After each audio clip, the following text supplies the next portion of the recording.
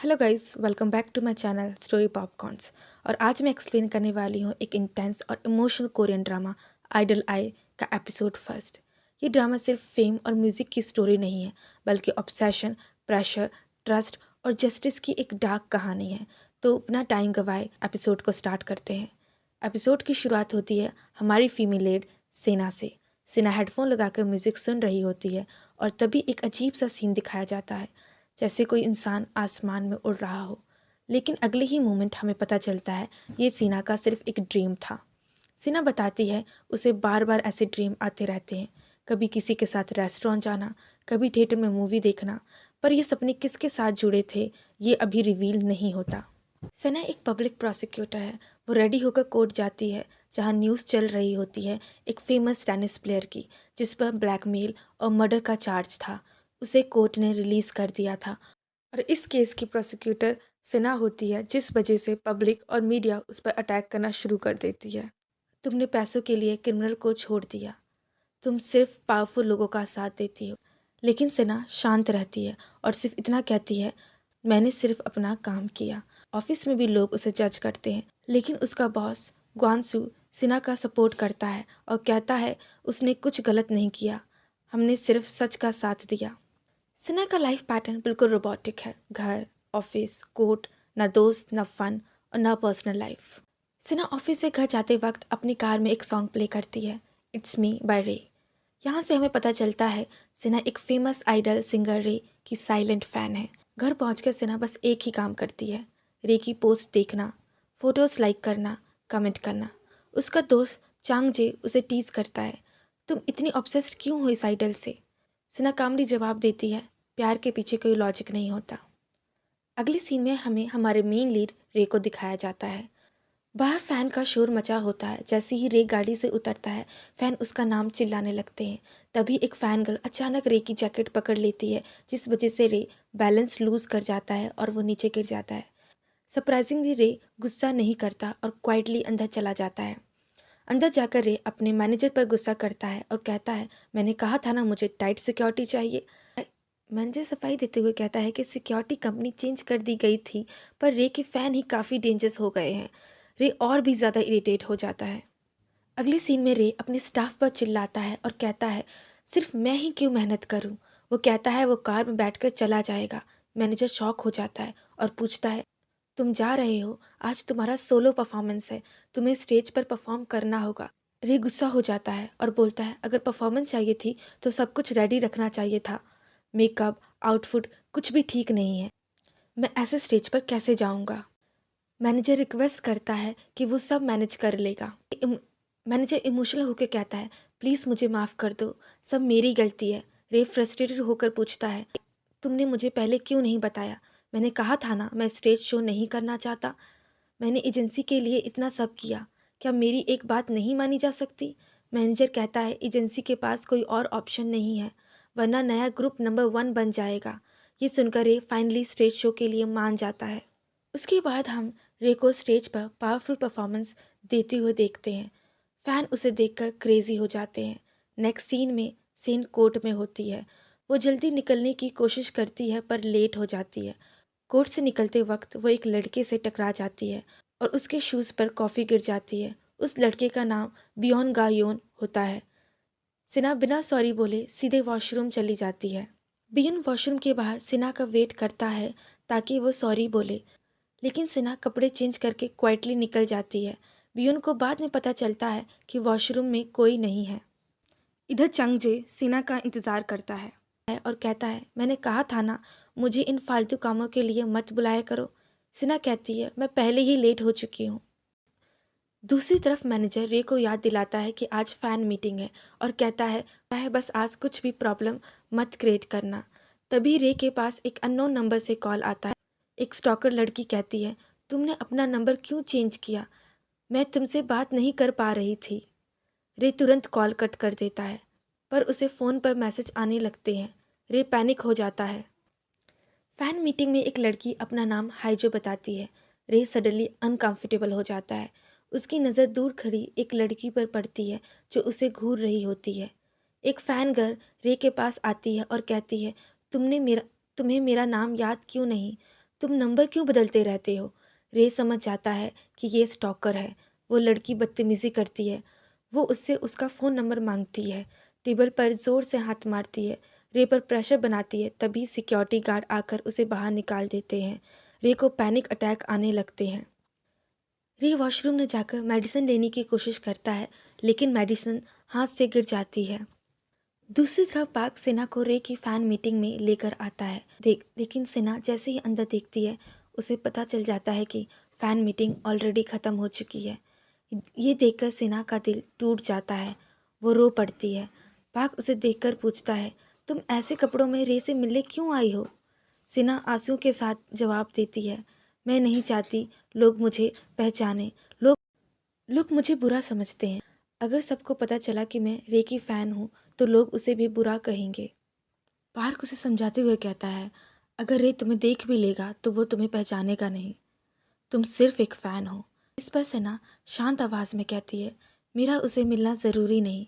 मेरे लिए उसे दूर से देख लेना ही काफ़ी है। नेक्स्ट सीन में हम देखते हैं रे अपने घर पर होता है। वो अपने फ़ोन में हंजू की तस्वीरें देख रहा होता है और तब हमें पता चलता है कि हंजू उसकी गर्लफ्रेंड थी। तभी रे को एहसास होता है कि दो फैन चोरी छुपे उसके घर के अंदर आ गए हैं। रे उन्हें बाहर आने के लिए कहता है। फैन कैजुअली पूछते हैं, क्या तुम ठीक नहीं हो? क्या तुम बीमार हो? रे बिना ज़्यादा बात किए उन दोनों को घर से बाहर निकाल देता है। अगली सुबह रे गहरी नींद में होता है। तभी बूसंग, जो उसका बॉस होता है, अचानक उस पर पानी डाल देता है। रे घबराकर उठ जाता है और मैनेजर से कहता है, मेरे लिए टॉवल लेके आओ। इस बीच बुसंग उसे रात का वीडियो दिखाता है, जिसमें रे फैन पर चिल्लाता हुआ और उन्हें घर से बाहर निकालता हुआ दिखाई दे रहा होता है। बुसंग गुस्से में कहता है, तुम्हें पता भी है इस वीडियो को इंटरनेट पर फैलने से रोकने के लिए हमने कितना पैसा खर्च किया है? बुसंग उसे बताता है, तुम्हारा सॉन्ग इट्स मी, जो कल तक नंबर 1 था, आज वो सीधा नंबर 10 पर पहुंच चुका है। रे गुस्से में जवाब देता है, तो क्या हुआ? वो लोग क्रिमिनल थे। क्रिमिनल को क्रिमिनल कहना गलत नहीं है। वो मेरे फ़ैन नहीं थे, वो स्टॉकर थे। मैं यहाँ पर विक्टिम हूँ। बोसंग ठंडे टोन में कहता है, मैं सब समझता हूँ, लेकिन फैंस के सामने तुम अपने इमोशन शो नहीं कर सकते। वो आगे से कहता है, जिस दिन तुम नॉर्मल इंसान बन जाओगे, फ़ैन तुम्हें पसंद करना छोड़ देंगे। उन्हें नॉर्मल रे नहीं चाहिए, उन्हें परफेक्ट आइडल रे चाहिए। ये सुनकर रे ज़ोर से चिल्लाता है और कहता है, मैं कब नॉर्मल इंसान बन पाऊँगा? मैं फ्री होना चाहता हूँ। मुझे भी अपनी लाइफ जीनी है। वो इमोशनली बोलता है, मैं सिर्फ 10 साल का था जब से तुम्हारे लिए काम कर रहा हूँ। तुम जो कहते हो मैं वही करता हूँ।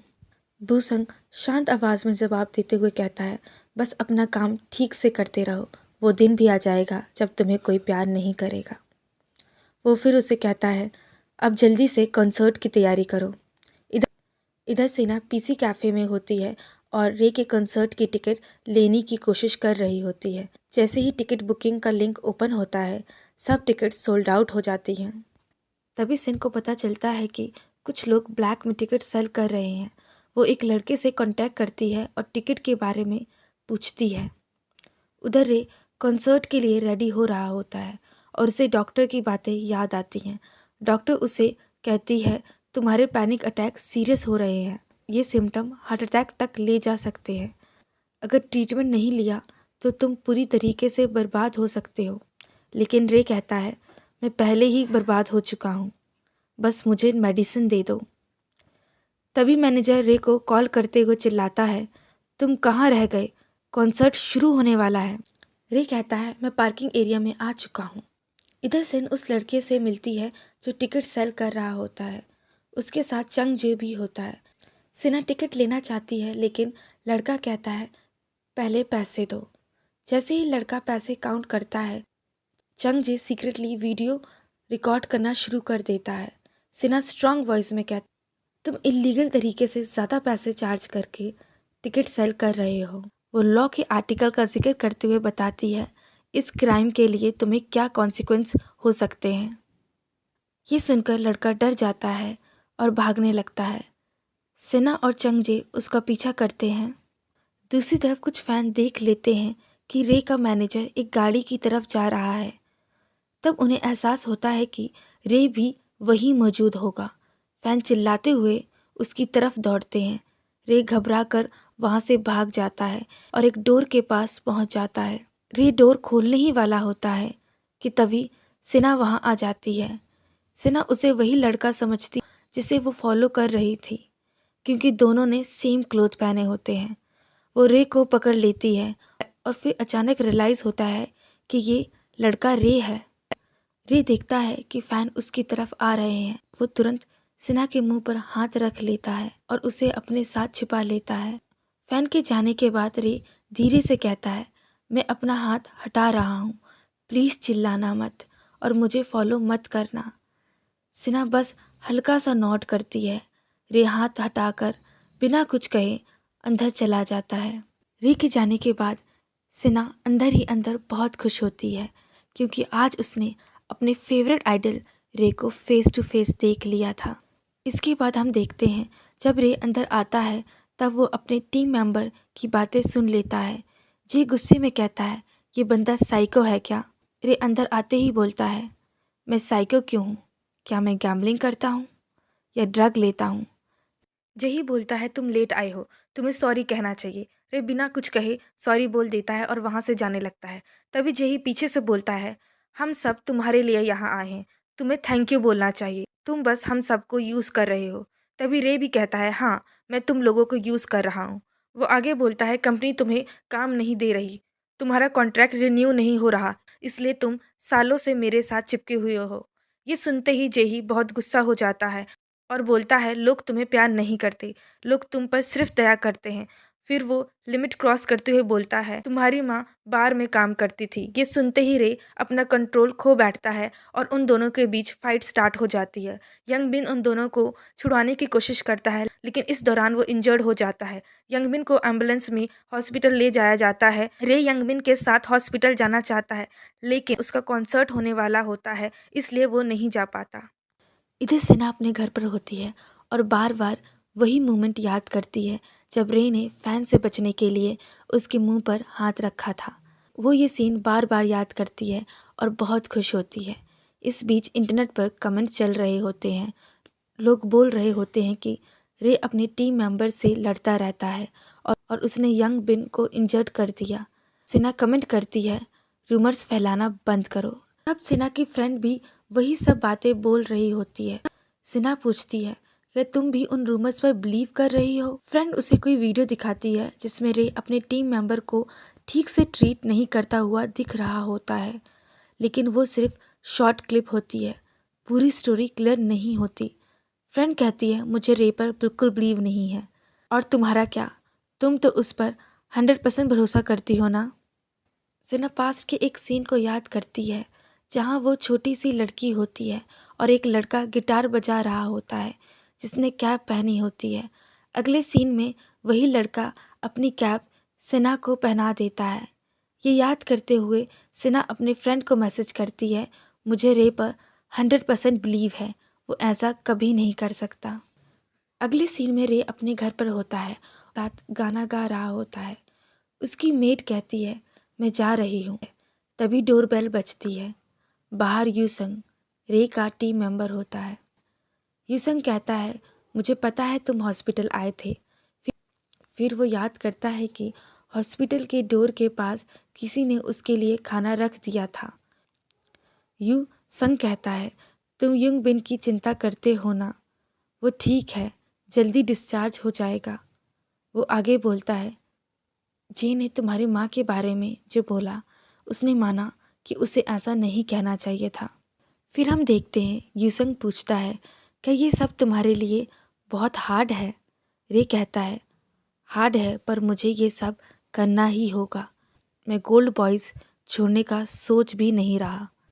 रे कहता है, जे सही कह रहा था, मैं अकेला सब कुछ नहीं कर सकता, हमें मिलकर काम करना होगा। अगली सुबह रे सो रहा होता है। अलार्म बजता है और वो उठ जाता है। वो यूसंग को देखने बाहर आता है, लेकिन जो वो देखता है उसका दिमाग सुन्न हो जाता है।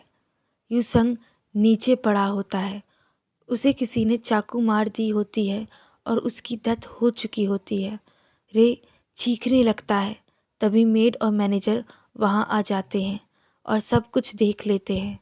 अगले सीन में सिन्हा कोर्ट में जाने की तैयारी कर रही होती है। तभी न्यूज़ चलती है, यूसन की डेथ हो चुकी है और मेन सस्पेक्ट रे है, उसे अरेस्ट कर लिया गया है। पुलिस बताती है कि कल रात दोनों साथ में थे।